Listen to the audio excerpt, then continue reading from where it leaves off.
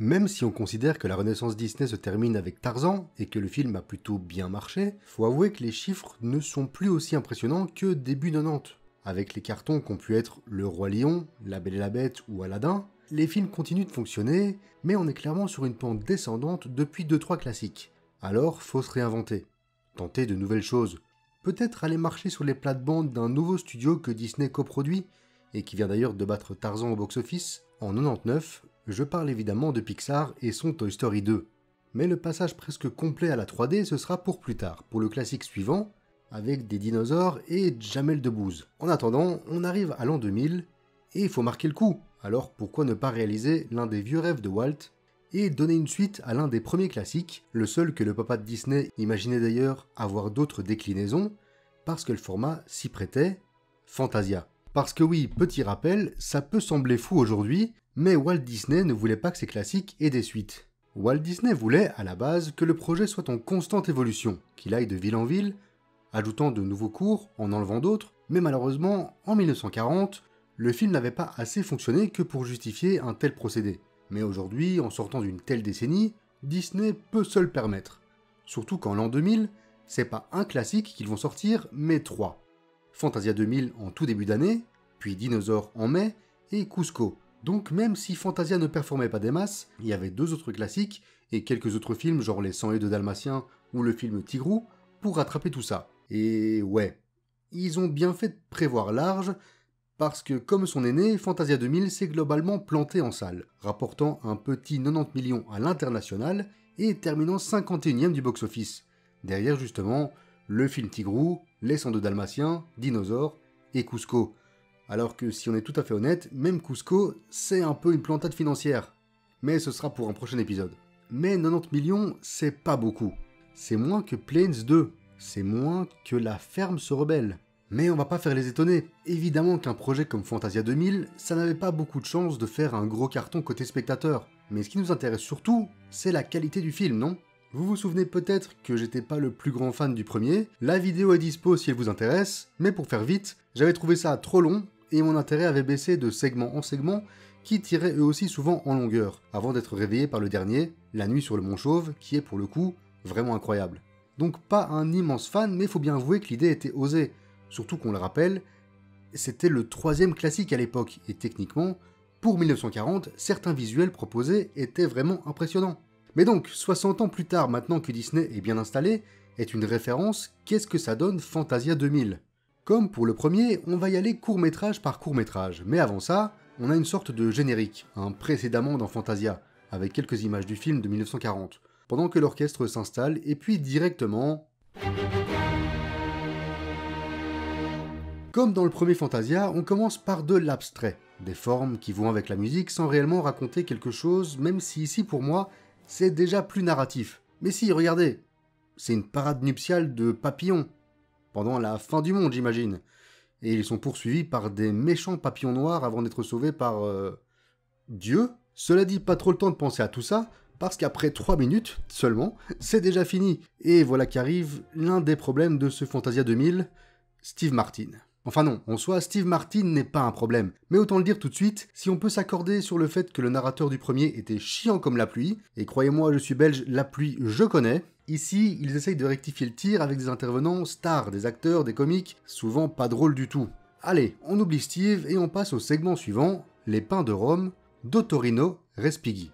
Et j'espère que je le dis bien. Ottorino Respighi. Margarete. Et quand on pense à des pains, les arbres, hein, pas les tartines, et à Rome, évidemment, on pense à des baleines qui volent. Oui, c'est évident. Alors bon, ouais, c'est joli, c'est poétique et tout, mais ouais, on est en 99, la 3D, c'est pas encore foufou. On suit le petit baleineau qui vole avec ses parents, se perd à l'intérieur d'un iceberg, et arrive finalement à voler tout seul pour s'en sortir. Bon, c'est joli, ça va bien avec la musique et tout, mais ça casse pas 3 nageoires à un cachalot, quoi.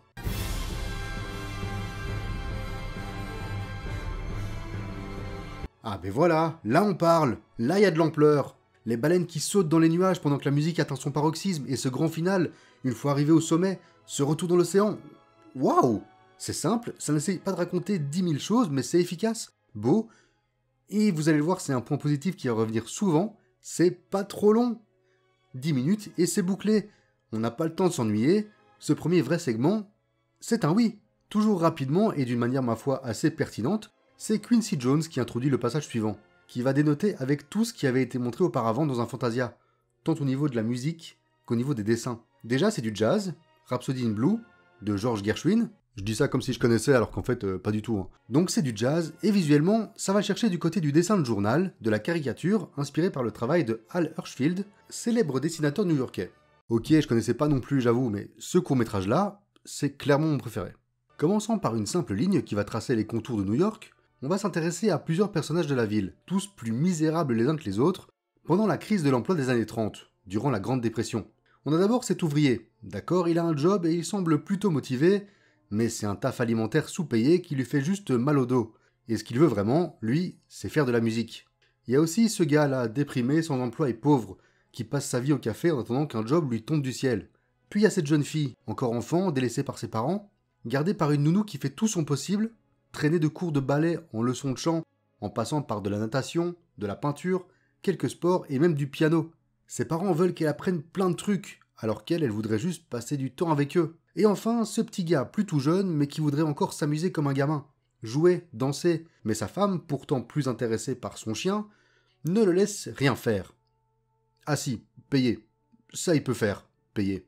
Au détour d'une patinoire, espace de liberté totale dans ce monde complètement rigide, chacun se rêve heureux.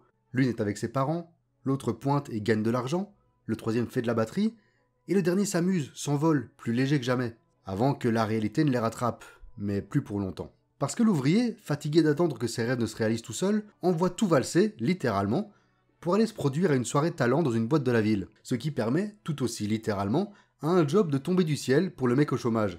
La petite fille, courant après sa balle, manque de se faire écraser, ce qui rappelle quand même aux parents qu'en fait, ils tiennent un peu à elle, il vous a fallu du temps, et la femme du gars qui veut juste s'amuser, par la faute du nouveau travailleur, s'évapore, et le mec peut aller passer une soirée à s'amuser, justement là où le musicien performe ce soir-là. Et tout fonctionne juste trop bien. Encore plus que pour n'importe quel autre segment de Fantasia, et ça inclut la version de 40, on a l'impression que la musique a été faite pour l'image, et non le contraire, tant ça sert parfaitement la narration, ça colle à l'état d'esprit des personnages, pour se terminer dans un crescendo incroyable. Superbe instantané de la vie new-yorkaise de l'époque, entre rêve américain et dure réalité, le tout sur une musique importante, puisque Gershwin c'est un peu le pont entre la musique classique et le jazz, et son Rhapsody in Blue a aidé à légitimer le jazz comme une musique sérieuse. Les couleurs, le style, la musique, vraiment, c'est de loin mon préféré de cette version 2000, et l'un des meilleurs tout court, juste derrière l'indépassable Nuit sur le Mont Chauve, évidemment. Il y a aussi quelques easter eggs que j'aime bien, comme l'hôtel qui s'appelle le Goldberg, du nom de l'animateur Eric Goldberg, qui s'occupe de ce court-métrage, et qui n'a rien à voir avec le Goldberg qui butait tout ce qui bougeait, à cette époque, à la WCW. Non, vraiment pas. Eric Goldberg, il a plutôt le physique de Philoctète, les pattes de chèvre en moins. Et c'est pas méchant, c'est lui qui le dit. On enchaîne avec... Betty Midler, non, je sais pas qui c'est non plus. Betty Midler, née le 1er décembre 1945 à Honolulu, est une actrice, chanteuse et humoriste américaine, surtout connue... Ouais bon, abrège Wikipédia. Ok, la sorcière de Hocus Pocus, là. Ouais, bah c'est elle. Hocus Pocus, d'ailleurs produit par Disney, et niveau Disney, elle a aussi fait la voix de Georgette dans Oliver et compagnie. Bref, c'est une copine de la maison. C'est super, on avance. Elle nous présente quelques images de courts-métrages abandonnés et finalement révèle le suivant, avec une transition assez cool d'ailleurs, le stoïque soldat de plomb, aussi appelé vaillant soldat de plomb, ou l'intrépide soldat de plomb. Perso, j'ai toujours cru que c'était juste le petit soldat de plomb, comme quoi. D'après un conte de Hans Christian Andersen, je vous le présente plus, allez voir le cinépop sur la petite sirène, sur une musique au piano de Dmitri Shostakovich. Et... ouf, ouais. On est toujours début 2000, hein. La 3D a pas fait un immense bond en avant depuis le segment avec les baleines. Une espèce de 3D avec une texture 2D d'ailleurs, truc qui est revenu à la mode ces dernières années avec le Chapeau T2 ou les Tortues Ninja, qui rend pas trop mal ici, surtout vu l'époque. L'histoire, c'est cette jolie petite ballerine qui se fait emmerder par ce gros clown de boîte, puis qui va être draguée par notre héros du jour, un soldat à qui il manque une jambe. En vrai, c'est mignon parce que comme elle a une jambe en l'air, la ballerine, il pense qu'elle est comme lui, alors que non. Elle est juste vachement balèze. Parce que pour tenir une position comme ça, je peux vous dire, il faut un sacré dos. Hein. Donc, elle a deux jambes, mais c'est pas grave, elle l'aime bien quand même. Elle danse, il rebondit, mais le gros vilain clown rôde encore. Ça se bagarre, il vole par la fenêtre, termine sur un petit bateau dans les égouts, il est coursé par des rats, mais fidèle à son surnom, reste stoïque. et termine au fond de l'eau, puisque, aussi vu son nom, il est en plomb, et le plomb, ça coule. Et il est bouffé par un gros poisson. Pendant ce temps, le clown tente toujours de pécho la ballerine, mais comme le hasard fait bien les choses, et que bon, on est quand même chez Disney, même si ça adapte du Andersen, le poisson est pêché, fini au bon endroit, et le petit couple peut enfin se retrouver. Ouais, enfin sauf que maintenant, il a plus qu'une seule jambe, et en plus, il pue le poisson. Ça se retape avec le clown, cette fois-ci, il gagne, bravo, et c'est fini. C'est sympa, c'est dynamique, ça va pas toujours 100% avec la musique, mais c'est l'intention qui compte, et puis ça finit bien. On enchaîne avec... Ah ben voilà, je vous en parlais tout à l'heure, le petit gars là qui dessine, c'est lui, Eric Goldberg. Et à côté de lui, si vous ne connaissez pas sa tête, vous connaissez sûrement sa voix, puisque c'est le doubleur de Mufasa et surtout la voix de Dark Vador, James Earl Jones. Et vraiment, entendre Dark Vador parler de Camille Saint-Saëns, c'est un multivers en soi. Et tout ça, c'est pour annoncer le pire segment du lot, une danse de flamants roses avec des yo-yo. Ouais, même Dark Vador, il se demande ce que c'est ce bordel. What would happen if you gave a yo-yo to a flock of flamingos? Who wrote this? En vrai, je dis le pire, mais franchement, ça passe. C'est plutôt marrant, ça me fait assez penser au super court-métrage Pixar avec les oiseaux sur le fil électrique, avec un oiseau différent des autres qui se voit détesté juste à cause de ça. Ici, c'est un flamant rose qui a un yo-yo et qui s'amuse. Et les autres trouvent pas ça marrant. L'animation est très très proche de ce que fait Disney, il n'y a pas beaucoup de recherche, mais voilà, c'est bien rythmé et surtout, ça dure que 2 minutes, donc on va pas pleurer pour 2 minutes. Le segment suivant est présenté par... Bon, ici c'est Penn et Teller, des magiciens, assez connus aux States. J'imagine que David Copperfield était pas dispo ou qu'il était trop cher. Ouais, mais c'est surtout des magiciens parce que le court-métrage suivant parle de magie.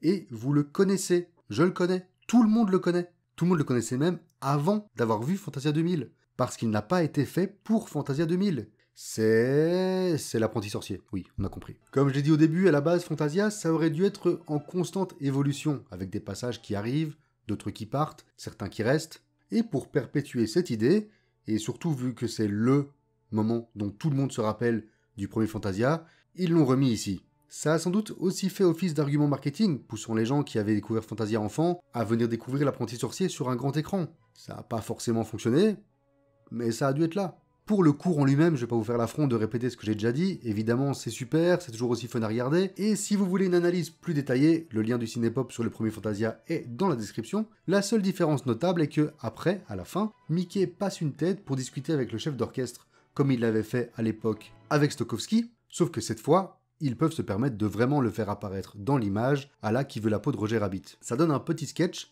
où il dit qu'il ne trouve pas Donald, qui est le personnage principal du prochain court-métrage. On l'entend le chercher en fond, et il le trouve finalement dans sa douche. Ok, c'est bon, on peut passer à la suite. Pomp and Circumstance, une expression qui vient de la pièce de Shakespeare Othello, et qu'on pourrait traduire par faste et circonstance. Non, rien à voir avec Vin Diesel, mais vous connaissez cette musique. Voilà, ça vous rappelle peut-être des remises de diplômes, des cérémonies. Perso, pour moi, ça restera toujours la musique d'entrée de Randy Savage. Mais bon, chacun son truc. Mais si, Randy Savage, de Spider-Man 1. Le court-métrage va être une relecture de l'Arche de Noé, donc ça va commencer un peu comme le Roi Lion avec moins de budget. On voit plein d'animaux aller se réunir au même endroit, ça va jusqu'à reprendre carrément des plans ou des idées de plans sortis tout droit du film de 94. Tout le monde est là, sauf Donald et Daisy. Mais heureusement, ce gros flemmard habite à littéralement 7 secondes de là où Noé a tapé son arche, sinon ça aurait pu être très long cette affaire. Mais Donald, il est un peu climato-sceptique. Tu lui dis que le monde va être inondé, il te répond qu'il pleut pas. C'est le genre de gars qui te dirait « Quel réchauffement climatique, il a gelé cette nuit !» Il finit par accepter et lui et Daisy se rendent sur l'arche. Il finit même par faire la circulation, ce qui permet au film de nous montrer pourquoi les dragons et les licornes ont disparu et qu'apparemment Donald n'est pas un canard puisqu'il y en a 2 là. Même lui semble perplexe. Mais le vrai enjeu de ce segment, c'est qu'il loupe l'entrée de Daisy et pense qu'elle n'est jamais montée à bord. Et elle pense le voir être emportée par les flots. Donc ils vont passer quelques scènes à déprimer, à se louper de peu, pendant que tous les couples autour se font des mamours. Ils finissent par se retrouver, tout le monde est heureux, tout le monde est vivant, c'est super, et c'était un court-métrage Donald simple et sans grande prise de risque, mais qui réussit quand même à faire fonctionner le personnage sans se reposer sur sa voix mythique, et rien que ça, ça a le mérite d'être souligné. Et voilà Angela Lansbury. Ah oui, elle je connais quand même. C'est arabesque. Et puis c'est la voix de Madame Samovar dans La Belle et la Bête. Ok, apparemment elle a pas le time parce qu'elle dit 2-3 mots et on est parti pour ce qui sera déjà le dernier segment de ce Fantasia 2000, le plus poétique, celui à l'animation la plus léchée, rythmé par l'oiseau de feu d'Igor Stravinsky. L'hiver est en train de prendre fin dans la forêt. Le gel fond peu à peu et l'esprit du printemps est réveillé. La neige fond et est remplacée par de l'herbe sur son passage. Les fleurs poussent et les arbres fleurissent. Tout semble bien se passer, mais un être de feu, sorte d'oiseau volcanique, vient casser la belle dynamique en cramant tout.